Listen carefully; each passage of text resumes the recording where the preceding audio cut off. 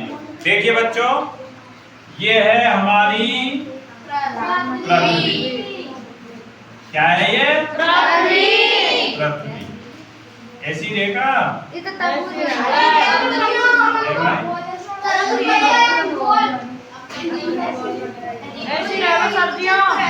ये हमारी पृथ्वी और ये है सूर्य, बड़ा है इससे। क्या है ये? बड़ा।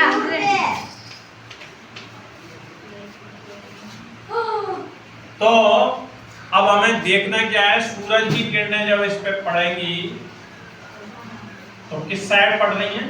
इधर वाली। इधर थोड़ी पड़ रही हैं। इधर क्यों नहीं पड़ेगी? क्योंकि इधर इसकी छाया होगी। क्या होगी? छाया। तो इधर तो होगा क्या? उधर इधर। लेकिन पृथ्वी तो क्या होती है? घूमती है। इस तरह से अपने अक्ष पे क्या होती है? घूमती है। तो पृथ्वी जब अपने अक्ष पे घूमती है तो इससे दिन और रात की स्थिति बदलती जाती है। पहले यहाँ दिन था, फिर यहाँ दिन हो गया, फिर यहाँ दिन हो गया। जो भी हिस्सा सूर्य के सामने आता जाएगा वहां दिन होता जाएगा और लाली खुशी इधर देख, और शेष हिस्से में क्या होता जाएगा? रात होती जाएगी। ठीक है, आ रहा समझ में? अब दूसरी स्थिति समझिए। दूसरी स्थिति यह है कि पृथ्वी पे अपने अक्ष पे घूमने से तो क्या हुआ? दिन और रात बने, लेकिन पृथ्वी जब सूर्य के चारों ओर चक्कर लगाती है, इस चीज को समझो। पृथ्वी सूर्य के चारों ओर घूमने से क्या होता है, ये समझने से पहले तुमको दो तीन चीजें मैं समझाता हूँ। पृथ्वी पे देखिए, ये हमारी पृथ्वी और ये पृथ्वी है ना, ये पृथ्वी का केंद्र और ये पृथ्वी का अक्ष। क्या है? पृथ्वी का जो अक्ष है, ये पृथ्वी अपने अक्ष के चारों ओर घूमती है। मतलब जहां मैं एक रस्सी बांधता हूँ बीच में, कोई गेंद में बीच में है, बीचों बीच में है कि एक रस्सी आर पार कर दूं तो पर रस्सी का है गई अक्ष है गई गेंद का है गई अक्ष। और उस गेंद, उस रस्सी के चारों बगल गेंद को हम घुमाते हैं तो फिरकनी देखिए, फिरकनी के बीच में रस्सी दे और बगल में वो फिरकनी घूमे। ऐसे ही हम गेंद को के बीच में होके उस रस्सी को निकालें और फिर गेंद को उस रस्सी के चारों बगल घुमाएं तो वो रस्सी क्या कहलाएगी? पृथ्वी, उसका गेंद का अक्ष। ठीक है। अब तो पृथ्वी क्या है? अपने अक्ष के चारों ओर क्या होती है? घूमती है और घूमने से हमने क्या बनाया? दिन और रात। ये जो अक्ष है, पृथ्वी अपना जो अक्ष है उससे थोड़ी सी झुकी हुई होती है। इसमें दो ध्रुव होते हैं बच्चों, ऊपर उत्तरी ध्रुव, ऊपर क्या होता है? उत्तरी ध्रुव, और नीचे दक्षिणी ध्रुव। ध्यान रखें, पृथ्वी के दो ध्रुव है, उत्तरी ध्रुव, दक्षिणी ध्रुव। उत्तरी ध्रुव जो होता है वो ऊपर की तरफ और दक्षिणी ध्रुव नीचे की तरफ। लेकिन ये जो अक्ष है, यहाँ मैं उत्तरी ध्रुव लिखूं तो ये गलत होगा, क्योंकि पृथ्वी है ना वो इस तरह से नहीं होती बल्कि थोड़ी सी झुकी हुई होती है। कैसे होती है? ये पृथ्वी का अक्ष और ये पृथ्वी इस तरह से झुकी हुई होती है, एकदम सीधी नहीं होती। तो ये तो हो गया उत्तरी ध्रुव और ये हो गया दक्षिणी ध्रुव। हाँ गोल है होने को तो, लेकिन गोल मेर से बनी नहीं। उत्तरी ध्रुव यानी ऊपर का जो हिस्सा है वो इधर हो जाता है झुका हुआ, और दक्षिणी ध्रुव इधर हो जाता है। गोल बना लेते हैं इसको। गोल बन गई। तो ये उत्तरी ध्रुव इस जगह और दक्षिणी ध्रुव इस जगह। यानी पृथ्वी का अक्ष तो ये था, तो पृथ्वी का ये उत्तरी ध्रुव इस जगह होना चाहिए था, दक्षिणी ध्रुव इस जगह। लेकिन होता क्या है? इस जगह होता है। तो पृथ्वी अपने अक्ष से, इधर देखें, पृथ्वी अपने अक्ष से इतनी झुकी हुई है। देखो न्यों होनी चाहिए और न्यों है, इतनी झुकी हुई है ना, यहाँ से यहाँ तक इतनी झुक गई है। झुकी है कि नहीं? न्यों झुक गई है। इस कोण को जब हम नापते हैं तो ये कोण बैठता है 23 सही 1/2 डिग्री। यानी पृथ्वी अपने अक्ष से 23.5 डिग्री झुकी है। कितना? 23.5 डिग्री अपने अक्ष से झुकी हुई है पृथ्वी। और इसमें पृथ्वी जो झुकी हुई है इसमें 3 रेखाएं होती हैं, कर्क रेखा, मकर रेखा, भूमध्य रेखा। ये कौन सी रेखा है? कर्क। ये कौन सी रेखा है? भूमध्य। और ये कौन सी रेखा है? मकर। कौन बदतमीज है बात कर रहा है? तुम्हें पता है वीडियो चल रहा है, फिर यहाँ आवाज ना जा रही तुम्हारी। कर्क रेखा, मकर रेखा, भूमध्य रेखा, इन तीनों रेखाओं को समझ लो। पृथ्वी के ठीक बीचों बीच जाने वाली रेखा भूमध्य रेखा कहलाती है। ये ऊपर वाली कर्क रेखा, नीचे वाली मकर रेखा। लेकिन उससे पहले दिशाओं के बारे में बता दूं। पृथ्वी में ऊपर उत्तर दिशा, नीचे दक्षिण, इधर पूरब और इधर पश्चिम। तो जो रेखा बीचों बीच में होती है पृथ्वी के, और पूर्व से पश्चिम को या पश्चिम से पूरब को जाती है, बीच माने मध्य होता है ना, तो इसीलिए इस रेखा को क्या कहते हैं? भूमध्य। भू माने पृथ्वी, मध्य माने बीच। पृथ्वी के बीचों बीच पूरब से पश्चिम जाने वाली रेखा भूमध्य रेखा। ऐसे ही इससे आगे ऊपर की तरफ पूरब से पश्चिम जाने वाली रेखा क्या कहलाती है? कर्क रेखा। और नीचे जाने वाली रेखा क्या कहलाती है? मकर रेखा। कर्क और मकर। कर्क माने बिच्छू होता है और मकर माने मगरमच्छ होता है। इन तीनों रेखाओं को दिमाग में बिठा लें। कर्क रेखा, भूमध्य रेखा, मकर रेखा। अब वापस आ जाओ पृथ्वी को सूर्य के चारों तरफ घुमाता हूं मैं, गौर करना। अब तुम्हें गौर से समझना है। गजानन बैठ बेटा, यहाँ वीडियो चल रहा है, थोड़ा सा आवाज नहीं कर रहा। बोलो कोई सूर्य और सूर्य किरणें। बेटा पृथ्वी बना रहा हूं मैं, क्या बना रहा हूं? पृथ्वी। ये पृथ्वी का अक्ष, लेकिन पृथ्वी अपने अक्ष से झुकी हुई है। ये कर्क रेखा, ये भूमध्य रेखा, ये मकर रेखा, और ये पृथ्वी का ये अक्ष है, लेकिन अपने अक्ष से इतनी झुकी हुई है, इतनी 3.5। अब यहाँ गौर करने वाली बात देखो बेटा, पृथ्वी जब इस जगह थी, इस जगह थी, तो सूरज की किरण कौन सी रेखा पे पहले पड़ेंगी बताओ? मकर रेखा। सबसे नजदीक कौन सी रेखा है? मकर। कर्क रेखा पे तो पहुंचेंगी नहीं, और पहुंचेंगी तो टेढ़ी है, क्या पहुंचेंगी ना? पहुंचेंगी। हाँ। तो जो पे सूरज की धूप ज्यादा पड़े है वहां पे कौन सा मौसम होना चाहिए? गर्मी। यानी यहाँ गर्मी होगी, और जहाँ कम पहुंचती है वहां क्या होगी? सर्दी। गर्मी और सर्दी। फिर पृथ्वी 3 महीना बाद सूरज के पास घूम के यहाँ पहुंच गई। कहाँ पहुंच गई? यहाँ पहुंच। इस स्थिति में मौसम समान रहेगा। कैसा रहेगा? समान। यानी ना सर्दी होगी ना गर्मी। फिर 6 महीने बाद पृथ्वी के 1 साल में चक्कर पूरा करती है ना पृथ्वी। हाँ। तो 6 महीने में आधा चक्कर कर लेगी। अब बेटा ये तो कर्क रेखा है गई, और ये कौन सी है गई? मकर। अब कौन सी रेखा ज्यादा नजदीक है? मकर। मकर तो नजदीक है, कर्क ज्यादा नजदीक है। इधर मकर थी, इधर था सूरज जब, तो इधर पृथ्वी थी तब तो मकर नजदीक थी, और पृथ्वी घूम के इधर आ गई, तो अब कौन सी रेखा नजदीक है? कर्क। तो अब सूर्य की किरणें पहले कौन सी रेखा पे पड़ेंगी? पड़ेंगी कि नहीं पड़ेंगी? तो अब और मकर पे टेढ़ी पड़ेंगी या नहीं पड़ेंगी? सही है। और ध्रुवन पे तो पहुंचेंगी नहीं, यूं ही निकल जाएंगी सीधी। ऐसा ही होगा ना? ऐसा ही होगा। तो ध्रुवों पे तो क्या होगा बच्चों?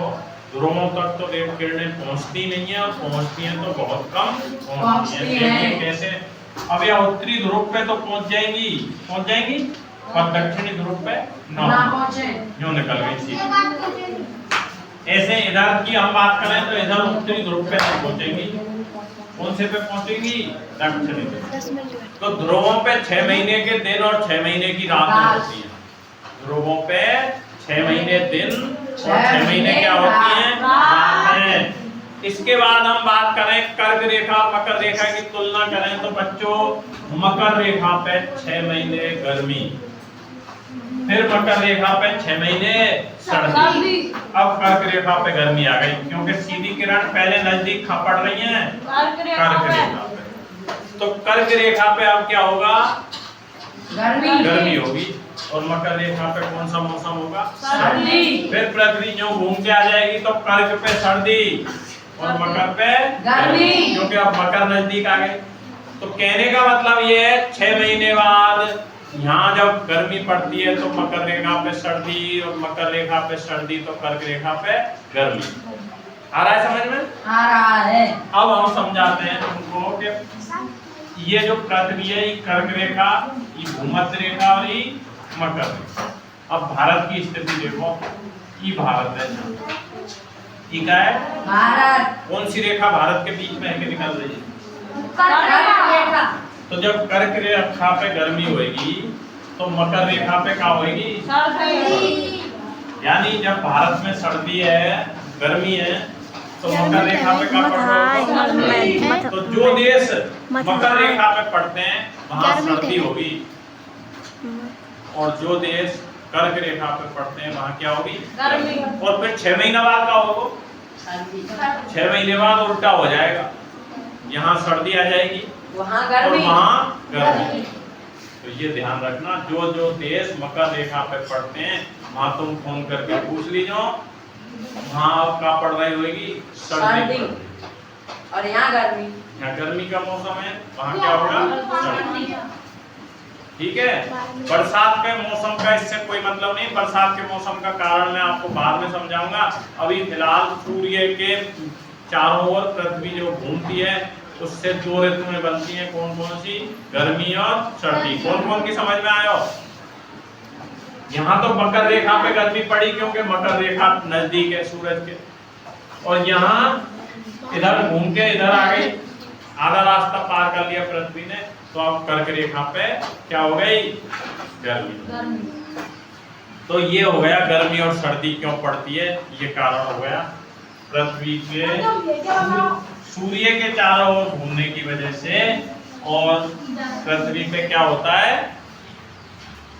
वो गर्मी और सर्दी। पृथ्वी के अपने अक्ष पे घूमने से क्या होता है, दिन और रात। ठीक है। तो अब देखिए पृथ्वी सूर्य का चक्कर लगाती है 365 दिन और लगभग 6 घंटे। दिन तो साल में कितने होते हैं, 365। तो अब इस 6 घंटे का क्या होता है, इसको समझना है। किसको समझना है, गजानन क्या देख लो, 365 दिन और 6 घंटे। तो ये जो 6 घंटे है ना, इनका क्या होगा, अगली साल फिर 365 दिन और 6 घंटा। बातें अगली साल फिर देखे टाइम लगाएगी पृथ्वी 365 दिन और 6 घंटे, और फिर चौथी साल वो लगाएगी 365 दिन और 6 घंटे। 4 साल तक हम चक्कर लगाए। चिंकी देख, 6 और 6 12, 12 और 6 18 और 6 24। कितने घंटे आएंगे, 24। 4 साल बाद ये 6 घंटा जुड़ के कितने कहेंगे, 24 घंटा। और 365 दिन तो बे, और 24 घंटा ये 366 दिन है। गौर करो, कितने साल बाद, 4 साल। तो हर 4 साल बाद साल 365 दिन की ना होके 366 दिन की हो जाती है। कितने दिन की हो जाती है, 366 दिन। और इन 366 दिन की साल को लीप वर्ष कहते हैं। लीप वर्ष, लीप वर्ष, हाँ, गोबर और पालो लीप बोना, ये है लीप ईयर यानी अधिवर्ष इसको कहते हैं। अधिवर्ष। एक दिन ज्यादा होता है इसमें साल से। साल जब 366 दिन की होती है तो अब वो एक दिन है कहाँ जोड़े, हम बताओ कौन से महीने में जोड़ते हैं, फरवरी में। आपको पता होगा 3 साल तक तो फरवरी 28 दिन की होती है, और चौथे साल 29 दिन की हो जाती है। तो एक दिन खाते बढ़े, पूरी 6 घंटा अंदर जुड़ के बढ़े 4 साल। 20 मिनट, 10 मिनट। कितने साल में, 4 साल में 24 घंटे हो जाते हैं। वो 24 घंटे फरवरी में जोड़ दिए जाते हैं। हर 4 साल बाद लीप वर्ष पड़ता है जिसमें फरवरी 29 दिन की होती है और साल 366 दिन का होता है। और ऐसे वर्ष का पता कैसे लगाएंगे? उसमें 4 का भाग देकर, जिस साल में 4 का भाग चला जाता है वो लीप वर्ष होती है। 2020 4 को भाग दिया, 4 पंजे 20 और 4 पंजे 30, चलेगा पूरा पूरा। 2024 4 को भाग दियो, 4 पंजे 20 और 4 छिकी 24, जा रहा पूरा पूरा। या को मतलब ये साल कौन सी है? लीप वर्ष। या वो फरवरी 29 दिन की, देखियो कैलेंडर में। अब देखो 2025 आवे वाली है, फरवरी कितने दिन की पड़ेगी? 28। साल में भाग दे के देखेंगे तो 4 पंजे 20 और 4 छिकी 24, एक शेष बच गो, एक में 4 को भाग जाएगा नहीं, तो ये लीप वर्ष ना है। कौन सी? 2025 लीप वर्ष नहीं है। तो बच्चों लीप वर्ष के लिए आपको 4 का भाग देना है। कैसे बने लीप वर्ष में समझा दिया है, ध्यान रखना है, भूलना नहीं है। 6 घंटे 4 साल तक इकट्ठे हो जाते हैं और चौथे साल उनसे मिलके कितना दिन बन जाता है? 24 घंटे, जिस यानी एक दिन बढ़ जाता है। 2028 में आएगी 365 दिन की जगह 366 दिन की हो जाती है। और इस तरह से हमारा जो साल है वो एक दिन बड़ा हो जाता है, अधिक बड़ा हो जाता है। इसीलिए अधिक वर्ष, इसलिए उसको क्या कहते हैं? अधिक वर्ष, अधिक वर्ष या लीप ईयर, अंग्रेजी में कहते हैं लीप ईयर। हाँ, ये इन 6 घंटों को लीप देती है और मिला दे के एक ही दिन बना देती है। मिनट सेकंड ऐसा है, घंटा मिनट मिल के केवल घंटों की बात कर रहे हैं। हाँ, घंटा ना मिल के तो बनेगा एक दिन। 4 घंटा है, 6 घंटे मिलके 24 घंटे जुड़ जाते हैं और इस तरह से 366 दिन का लीप वर्ष हो जाता है। तो दोनों गतियां समझ में आई? घूर्णन गति, अगर कोई भी पिंड अपनी जगह पे घूमता है, अपनी जगह पे खड़े खड़े, तो इसे अपने अक्ष पर घूमना कहते हैं। और कोई चीज किसी दूसरी चीज के चारों तरफ घूमती है तो इसे क्या कहते हैं? परिक्रमा। अपन की देसी भाषा में परिक्रमा करना या परिक्रमण गति। कौन सी गति?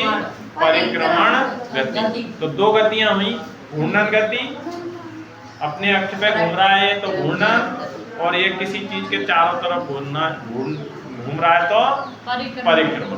दोनों गतियां साथ साथ चलती रहती हैं। देखिए ऐसे अपने अक्ष पे भी घूम रहा है और मेरे चारों तरफ भी घूम रहा है। समझ में आ गया होगा? सारे बच्चों के पृथ्वी की दोनों गतियां क्लियर? किसी को कोई समस्या बताइए? कुछ नहीं।